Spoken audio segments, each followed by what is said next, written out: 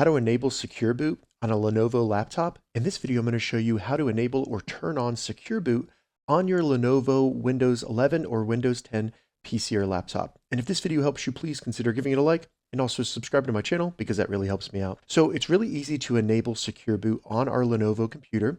What we need to do is first enter the BIOS on the computer. And the easiest way that I've found to do that is to simply go down, select the Windows Start button, and then select the little power button.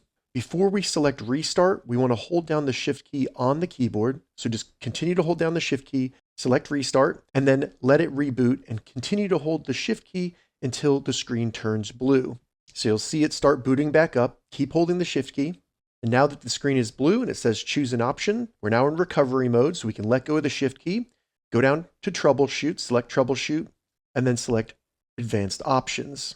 From there, select UEFI firmware settings, and then go ahead and restart. And then once it reboots, we'll be in the BIOS. So now we're in the BIOS for my Lenovo Legion laptop. It might look a little bit different. What I need to do on mine is go down and select more settings, and it'll bring me to this right here where I have more settings. So over here in this left menu, I'm just going to use the arrow key on my keyboard and go down, and the Secure Boot option might be under security or it might be under boot. For me, you can see it's under security.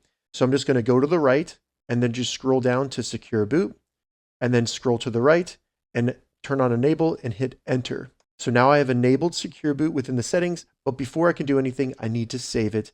And at the bottom or top, you should see where it says something about save or save and exit. So for me, I hit F10 on my keyboard and that's going to save and exit. So I'm going to do that. And then I'm just going to confirm, yes, exit, saving changes. So now it's going to reboot the computer and we will no longer be in the BIOS, and Secure Boot enabled will be saved.